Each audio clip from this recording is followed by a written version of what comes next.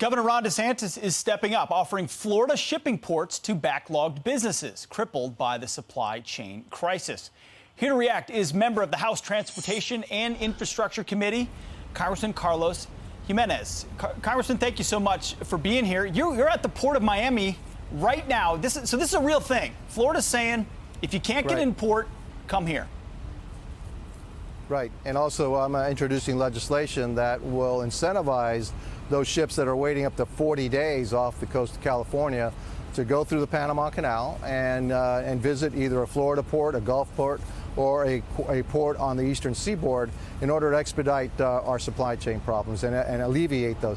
This is not going to be, the silver bullet, but it is a solution to try to get more goods on our shelves faster. Is it just proximity and habit is the reason they go to California when, as the governor pointed out, the ports are open 24/7 and there's capacity in Florida? Well, I think, it is proximity. It's another 5 days to sail around the Panama Canal and reach our port. But since they're waiting 40 days in the ports of California, it makes a lot of sense for them to go ahead and come over this way. And so that's the reason for the legislation. And the legislation also allows the states that have hundreds of billions of dollars in excess CARES Act money, that's money that was allocated last year, for them to be able to give these shipping companies breaks in port fees, et cetera, to entice them even more. We need to get as much of this rolling. We need to get as much of our economy. We need to get as many of our ports involved in this supply chain crisis as quickly as we can. And we can see that the California ports are overwhelmed, that they can't do the job.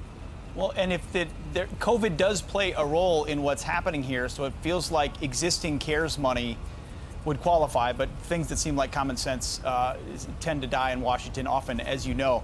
Real quick, what kind of response have you had already, Congressman? Are there ships already saying, I'll trade you 5 days for 40?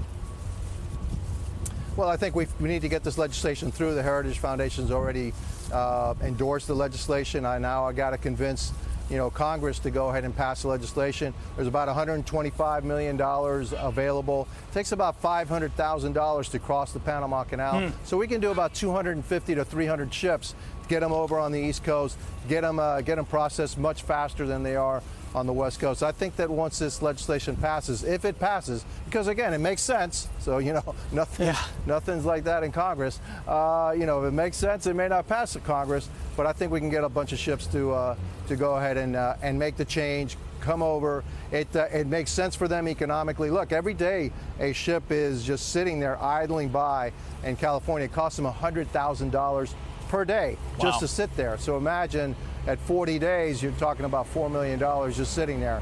So we can cut that, and we can also help America. We can also get these containers back in circulation so that American products can now be exported part of the problem around the world, too. I've talked to manufacturers and others who say we have a massive container shortage right now. We can't move goods. But you're talking about $500,000 at the Panama Canal, but $100,000 for waiting. Pretty soon you can see how it makes sense. Congressman, thank you so much. Appreciate your time and good luck.